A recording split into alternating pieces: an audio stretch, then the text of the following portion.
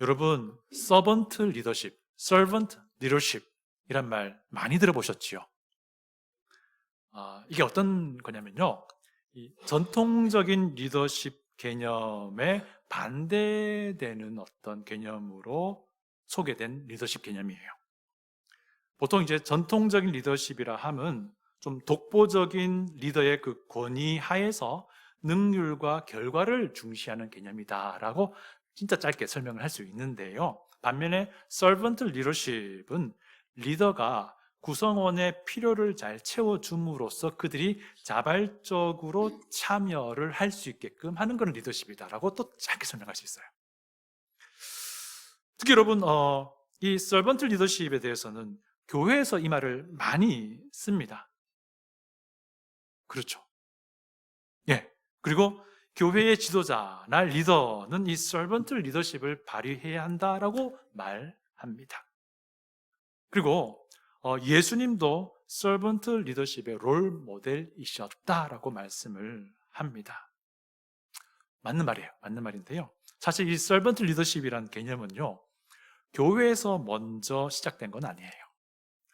이 용어와 개념은요, 미국의 이제 AT&T의 인력 개발 담당자였던 사람이 1970년도에 자기 어떤 생각을 담은 책을 냈는데 이 책 안에 처음으로 소개된 내용이에요. 그래서 이때 이후로 많은 회사와 많은 단체, 특별히 공공기관 이런 곳에서 이 개념을 차용하기 시작했고요. 교회도 이제 이 개념에 주목하기 시작합니다. 교회가 이제 이 개념에 주목한 것은 다 이유가 있습니다. 왜냐하면 예수님의 리더십이 이 servant 리더십이 말하는 것과 비슷한 점이 많이 있었기 때문입니다. 생각해 보세요. 예수님은 제자들의 필요를 채워주셨어요. 그리고 예수님은 가르침을 듣기 위해 나온 사람들의 필요도 채워주셨습니다. 그리고 심지어 예수님은 꼭 마치 집안의 종이 했던 것처럼 제자들의 발도 씻겨 주셨습니다. 그리고 빌립보서는요, 예수님이 이 땅에 오신 것, 사람의 몸을 입고 오신 것은 종의 모습으로 오신 것이다 라고 설명하기도 합니다. 이처럼 예수님의 삶은 이 servant leadership의 롤 모델이라고 할 수 있을 정도로 유사한 면이 많이 있습니다. 그런데 좀 오해가 조금 생겨납니다. 이 전통적인 리더십 개념이 교회에서는 완전히 그냥 부정되는 거예요. 그리고 오롯이 servant 리더십만 적절한 리더십이더라고 이렇게 생각하게 되는 그런 오해가 생기게 됩니다. 그래서 어떤 생각을 하게 되냐면 교회는 무엇이든지 수용하고 무엇이든지 무조건 받아들여야 한다는 생각이 은연중에 우리 가운데 있어요. 그렇지만 성경이 제시하는 리더십은요, 어느 것 하나만 가진 리더십은 아닙니다. 성경은요, 전통적인 리더십도 말하고요, servant 리더십도 말합니다. 그래서 교회의 인도자, 리더에 있는 사람들은요, 전통적인 리더가 때로는 되기도 해야 되고요, 때로는 servant 리더가 되기도 해야 한다는 거예요. 느헤미야서를 우리가 보고 있잖아요. 느헤미야서에 비춰진 느헤미야를 잘 보면요, 느헤미야는요, 전통적인 리더이기도 하고 servant 리더이기도 합니다. 한번 잘 생각해 보세요. 2장을 보면요, 느헤미야는 막 지쳐있는 백성들의 마음을 잘 추스려 줍니다. 그래서 그들을 잘 설득해서 그들이 성벽 재건에 자발적으로 참여하게끔 하는 모습으로 비춰집니다. 3장을 보면요, 느헤미야가 이 성벽 재건 공사의 임무를요, 가족별로 잘 배분해줘요. 그래서 서로 맡은 구간을 서로 보면서 경쟁이 되게끔 능률적으로 일을 잘 처리해요. 또 4장을 보면요, 한참 공사 중에 대적들이 예루살렘을 공격하려는, 전쟁을 치르려는 그런 위험한 상황이 발생합니다. 그죠? 근데 이때 느헤미야는요, 오히려 백성들을 막 몰아붙입니다. 그래서 쉴 틈 없이 공사에 임하게 해요. 한 손에는 무기를 들고 한 손에는 독을 들고 공사하게끔 했습니다. 또 5장 전반부를 보면요, 막 그런 와중에 백성 중에 있었던 해묵은 죄악이 드러났습니다. 그죠? 그때 느헤미야가 어떻게 이것을 다룹니까? 죄를 저질러 온 사람들을 아주 공개적으로 엄격하게 다루는 모습을 보게 됩니다.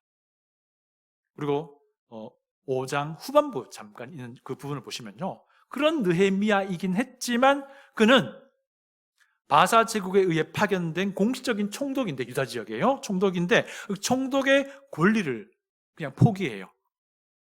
총독의 권리라면 유다 지역에 있는 자기 동족, 그 피지배 민족에게서 세금을 받아서 세금에서 자기의 몫을 떼는 거였어요. 그걸 이제 포기했다는 겁니다. 그렇게 함으로써 자기 백성의 부담도 덜어주는 모습으로 보여집니다. 막 이런 것들이 이제 느헤미야의 리더십을 보여주는 그런 모습들인데요. 잘 보십시오. 전통적인 리더십 모양도 있고요, 서번트 리더십 모양도 같이 이제 관찰이 됩니다. 오늘 우리가 읽은 본문을 보면요, 리더로서의 느헤미야의 행동을 이제 보면요, 하나님의 백성 공동체, 즉 교회 안에서 리더십을 발휘함과 관련해서 오해되는 몇 가지가 관찰이 돼요. 뭐냐면요, 첫 번째는 일단 화해해, 무조건 화해해 라는 오해가 있다는 겁니다.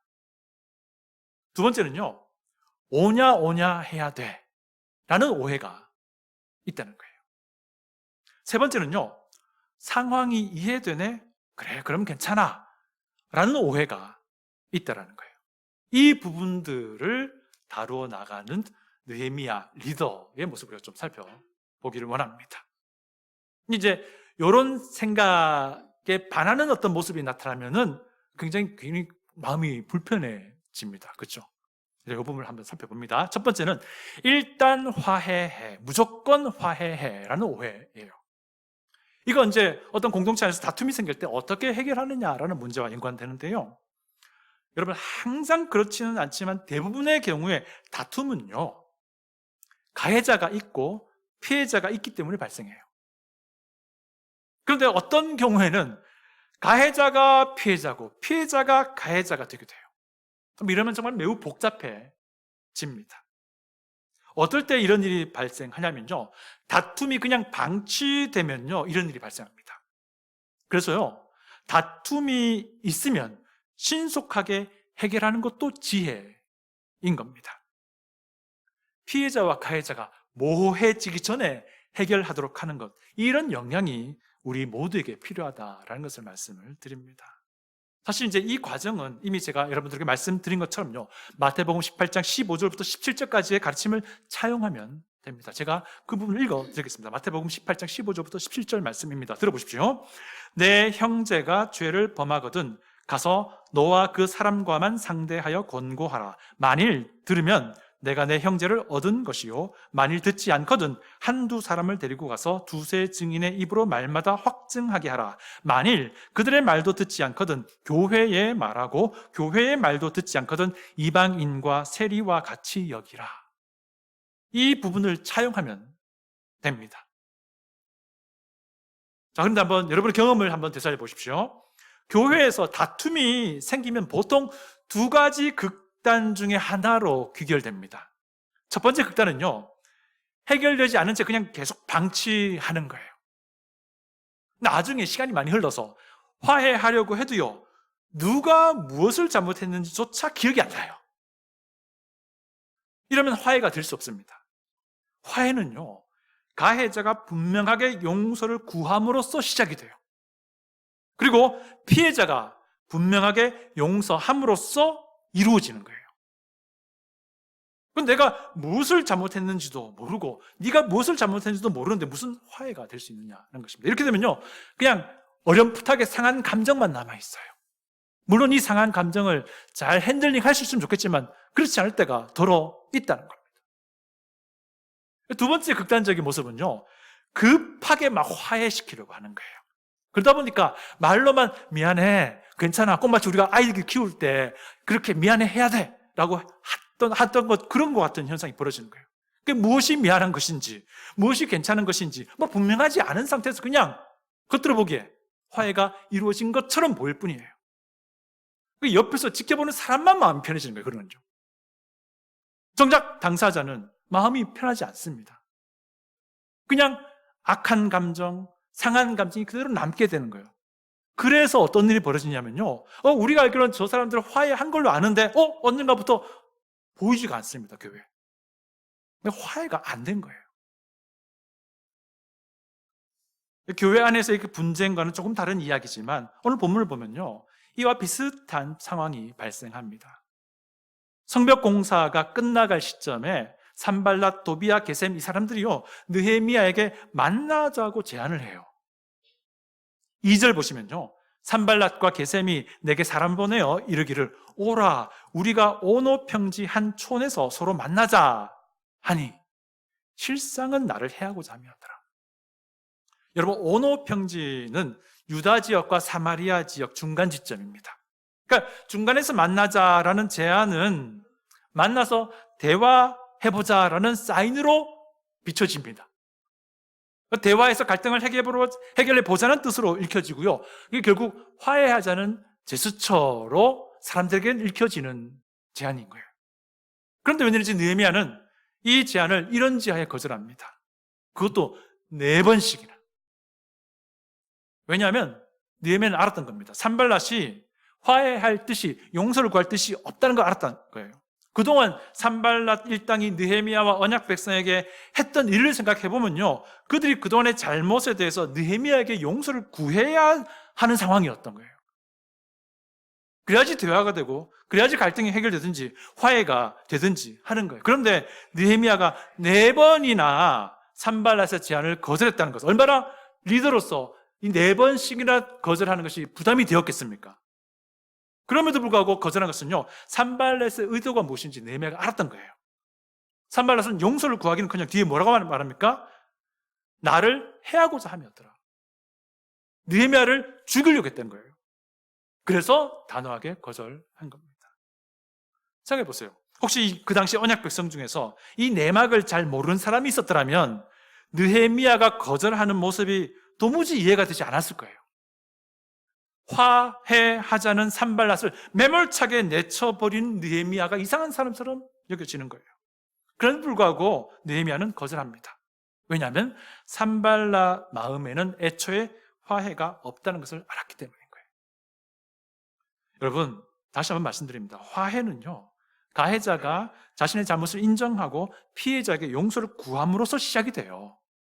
그리고 화해는 그 용서를 구하는 가해자를 피해자가 진정으로 용서함으로써 완성이 되는 겁니다. 이 2가지가 다 충족이 되어야 돼요. 혹시 우리 중에 다툼이나 갈등이 발생하면요, 그 당사자는 물론 이거니와 우리 모두는요, 그 다툼을 방치하지 않도록 해야 됩니다. 그렇다고 해서 일단 화해해, 무조건 화해해가 되어서도 안 됩니다. 그리고 우리 생수교회는요, 그런 갈등과 다툼 안에서 옳고 그름을 분별할 수 있는 지혜가 있어야 돼요.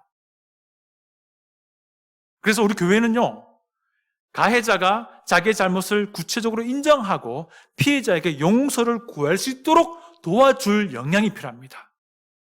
그리고 교회는요, 피해자가 용서를 구하며 나오는 가해자를 기꺼이 용서해 줄 알도록 도와주는 그런 역량도 필요한 거예요. 우리 각자가 그런 역량이 길러줘야 되는 겁니다. 혹시 우리가 다툼의 당사자라고 한다면요, 용서를 구할 줄도 알고 용서를 할 줄도 알아야 되는 거예요. 혹시 우리가 다툼을 바라보며 중재하는 입장이라면 가해자가 용서를 구할 수 있도록 도와줄 수 있도록 하는 그런 역량도 필요하고요, 또 피해자가 용서를 구하며 나오는 가해자에게 용서할 수 있도록 도와줄 수 있는 그런 역량도 우리에게 필요한 겁니다. 화해는요, 무조건 하는 게 아니에요. 일단 하고 보는 게 화해가 아닙니다. 화해는 용서를 구함으로써 시작되고요, 용서함으로써 이루어지는 거예요. 2번째 오해는요, 오냐 해야 돼라는 오해입니다. 느헤미야가 중간에서 만나자는 제안을 거절하니까 산발랏이 이번에 어떻게 합니까? 5번째 사람을 보내요. 그런데 손에 무엇을 들려줍니다. 편지를 들려줍니다. 그런데 편지가 봉인하지 않은 편지예요. 봉인하지 않은 편지를 보낸다는 것은 누구에게도 중간 어느 시점에도 오픈해 볼 수 있다는 뜻이에요. 이게 뭐냐면 전달 과정에서 편지의 내용이 소문으로 퍼지게끔 할 의도가 있는 거예요. 6절 7절입니다. 읽어드릴게요. 그 글에 이르기를 이방 중에도 소문이 있고 가스무도 말하기, 가스무는 게셈의 다른 이름입니다. 너와 유다 사람들이 모반하려 하여 성벽을 건축한다 하나니 내가 그 말과 같이 왕이 되려 하는도다. 또 내가 선지자를 세워 예루살렘에서 너를 들어 선전하기를 유다의 왕이 있다 하게 하였으니 지금 이 말이 왕에게, 이 왕은 페르시아 왕인 겁니다, 바사 왕에게 들릴지라. 그런즉 너는 이제 오라, 함께 의논하자 하였거늘.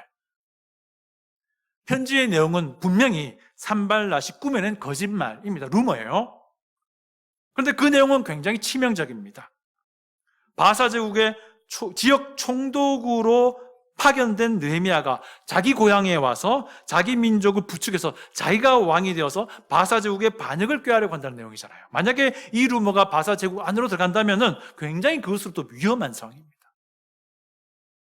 이런 일련의 일들이 느헤미야에게도 두려움이 되었던 것 같습니다. 그래서 느헤미야서는 이것을 간접적으로 표현합니다. 9절을 보면요, 우리를 두렵게 하고자 하여, 13절도 나를 두렵게 하고 14절도 나를 두렵게 하고자 하여라고 말합니다. 살해의 위협, 거짓 선동의 위협, 분명히 느헤미야에게도 두려운 일이었던 거예요. 그리고 보아하니 산발랏, 도비야, 게셈 일당들이 이 위협과 공격을 멈출 기수도 보이지 않습니다. 계속해서 분란을 만들어낼 것이 분명해 보입니다. 만약에 이런 류의 상황이 우리 교회에 벌어진다면 보통 어떻게 대처를 하게 되나요? 분란을 더 키우지 않으려고 적당한 선에서 분란을 만드는 이들의 말을 들어주게 돼요. 이게 보통 교회에서 일어나는 일이에요. 오냐 하게 된다는 겁니다. 물론 어떤 경우에는 그럴 필요가 있습니다. 그런데 이 오냐 하는 일이 계속되고 누적되면요, 교회는 교회의 다움을, 한 부분을 잃어버리는 거예요. 그래서 이런 다툼과 분란을 만드는 이들에 대해서 교회는요, 정말 지혜롭게 그리고 단호하게 대처할 줄 알아야 돼요. 우리 있잖아요, 오냐가 아니고요, 성경 말씀의 기준과 가르침이 세워지도록 때로는 엄하게 대처할 줄 알아야 한다는 것입니다. 그래서 매우 두려운 상황이긴 했지만 그럼에도 불구하고 지도자 느헤미야는 매우 단호하게 산발랏의 그 만나자는 제안을 거절한 겁니다. 그리고 느헤미야는 사람 보내죠. 오히려 산발랏, 네가 거짓말한다라고 분명하게 이야기해 줍니다. 여러분, 교회는요, 예수 그리스도를 믿음으로써 죄 용서받고 구원받은 이들의 모임이잖아요. 그래서 우리 각자는요, 죄 용서의 그 감동과 은혜와 기쁨이 무엇인지 너무 잘 압니다. 우리는 죄악으로부터 구원받아 정결하게 의롭게 된 존재입니다. 우리는 과거에 내 육신적 기준으로 살다가 이제는 하나님의 말씀의 기준으로 돌아선 사람들이잖아요.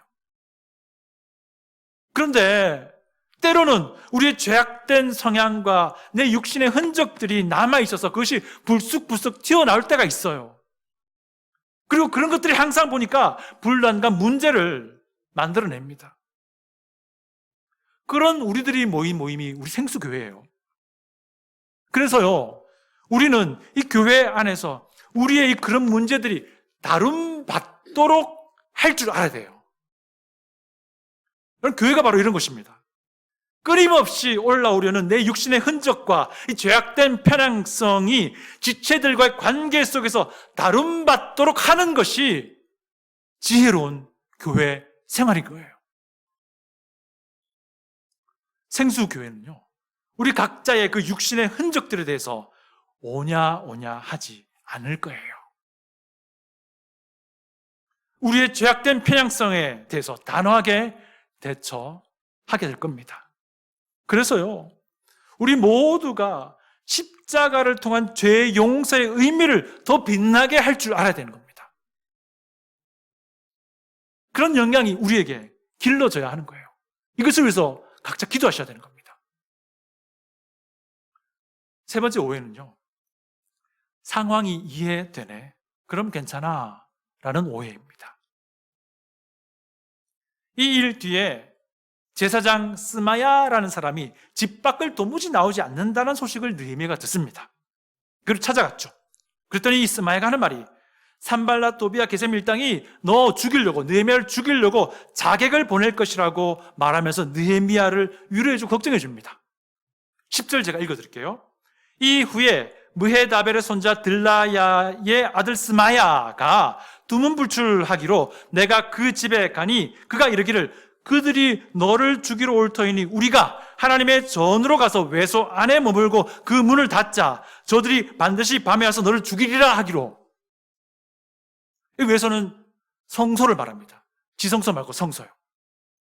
그러니까 느헤미야를 걱정해 주던 스마야가 한 가지 방법을 제안하는데, 그것은 느헤미야가 스마야와 함께 성전의 그 성소에 숨자라는 그런 이야기였어요. 그런데 이번에도 느헤미야는 그 제안을 거절하지요. 일단 느헤미야는 성소에 들어갈 자격이 없는 사람이었어요. 스마야는 제사장, 느헤미야는 제사장이 아니었던 겁니다. 그래서 들어가면 안 되는 거예요. 그리고 이것은 하나님의 법으로 분명히 규정된 것이었음을 느헤미야는 알고 있었습니다. 그래서 스마야의 제안을 거절합니다.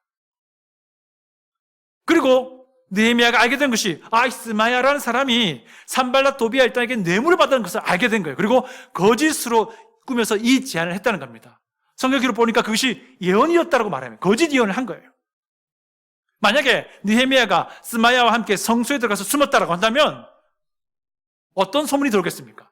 느헤미야가 자기 목숨 지키려고 하나님의 말씀을 어긴 사람으로 백성들에게 알려지는 거예요. 그렇게 되면 느헤미야의 리더십에 큰 타격이 있고 성벽 제거는 거기서 멈추게 될 거예요. 산발랏 도비아 일당은 이것을 알고 스마야에게 뇌물을 먹인 겁니다. 그럼 보십시오. 실제로 산발랏 도비아 게셈 일당이 느헤미야를 죽이려고 이미 그 전부터 시도하고 있었어요. 그리고 스마야가 하는 말처럼 그들은 충분히 자객을 예루살렘 성 안으로 들여보내서 느헤미야를 죽일 만한 사람들이었던 거예요. 그래서 느헤미야는 자기의 생명을 지키기 위해서 무엇이라도 해야만 하는 상황이었던 겁니다. 느헤미야의 상황이 이해가 되는 거예요. 누가 봐도. 그래서 스마야는 그래도 가장 안전한 방법으로서 성전의 성소로 숨자라고 제안합니다. 한마디로 말하자면 상황이 충분히 이해되니 그렇게 해도 된다는 거예요. 그렇지만 느헤미야는 상황이 충분히 이해되더라도 그렇게 해서는 안 된다라고 판단합니다. 느헤미야의 선택이 옳았던 것이죠. 하나님의 법에 의해서 안 되는 것은 안 되는 것이라는 거예요. 여러분, 상황이 이해된다고 해서 해서는 안 되는 말을, 안 되는 일을 해도 되는 건가요? 그렇지는 않습니다. 느헤미야는 생명의 위협을 받던 사람이었습니다. 그의 상황은 누가 봐도 충분히 이해가 되는 상황이었습니다. 하지만 느헤미야는 상황을 핑계로 해서는 안 되는 일을 합리화하지 않기를 원했던 거예요. 하나님의 말씀에 따라서 되는 일은 되는 일이고 안 되는 일은 안 되는 것임을 느헤미야는 분명하게 한 겁니다. 혹시 우리의 상황이 충분히 이해가 될 만한 상황입니까? 혹시 우리의 상황이 충분히 핑계가 될 만한 상황입니까? 그렇다면요, 이 상황을 핑계거리를 삼을 것이 아니라 이 상황을 우리의 믿음을 시험해 볼 기회로 삼으시기 바랍니다. 해서는 안 되는 일을 하더라도 충분히 이해되는 상황이라 할지라도 하나님 말씀을 따를 때에 우리의 믿음은 그만큼 성숙해지는 것입니다. 상황이 이해되네? 그럼 괜찮아. 가 아닌 거예요. 상황이 이해가 되어도 아닌 것은 아님을 분명히 하는 우리 모습이 있을 때 우리의 신앙이 자라나는 겁니다. 오늘 말씀 마무리하고자 합니다. 일단 화해, 무조건 화해, 이거 아니에요. 우선 우리 생수교회는요, 다툼을 방치하지 않고 해결할 줄 아는 역량이 길러져야 됩니다. 그건 누가 합니까? 여러분 각자 하는 거예요. 저도 그렇고요. 화해는 가해자가 잘못을 인정하고 용서 구할 때 시작됩니다. 그런 가해자를 피해자가 진심으로 용서함으로써 화해가 성립되는 거예요. 우리의 구원도 이와 같은 원리를 따랐습니다, 여러분. 우리가 죄를 지으려는 성향으로 가득 차 있다는 것을 깨닫게 됩니다. 그리고 실제로 하나님께 죄를 지은 죄인임을 인정하고 하나님께 용서를 구함으로써 구원 프로세스가 시작이 된 거예요. 그리고 예수 그리스도를 구주로 믿음으로써 용서를 구하기 시작한 우리를, 죄인된 우리를 하나님은 기꺼이 용서하신 거예요. 그래서 우리의 구원이 이루어진 거예요. 오냐 더 이상 이제 안 됩니다. 오냐가 일상화된 교회는요, 교회로서의 중요한 역할 하나를 잃어버리는 거예요. 교회는 끊임없이 올라오려는 내 육신의 흔적과 죄악된 그 모습을 내 지체와의 관계 속에서 다룸받는 곳이기도 한 거예요.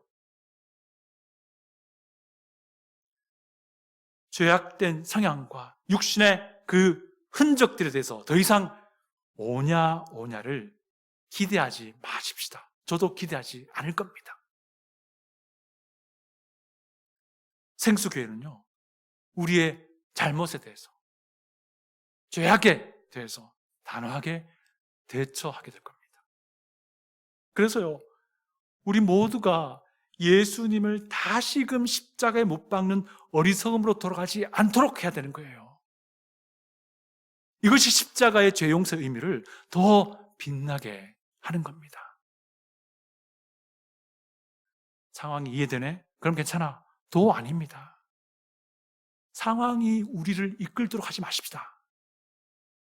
상황이 우리를 이끌도록 하지 마십시다. 하나님의 말씀이 우리를 이끌도록 하십시다. 상황이 아니라 하나님의 말씀이, 내 처지가 아니라 내 형편이 아니라 하나님의 말씀이 나를 이끌도록 하시자는 겁니다. 상황이 이해가 되어도 안 되는 건 안 되는 겁니다.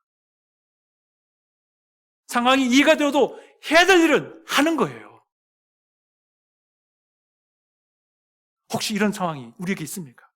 이것을요, 우리의 믿음을 시험해 볼 기회로 삼으시기 바랍니다. 우리의 믿음을 더 성숙하게 빚어나갈 절호의 찬스로 삼으시기 바랍니다. 이해될 만한 상황이라 할지라도 우리가 하나님의 말씀을 기꺼이 따르고자 할 때에 우리의 믿음은 정금같이 빛나게 빚어질 것입니다. 다 같이 기도하겠습니다.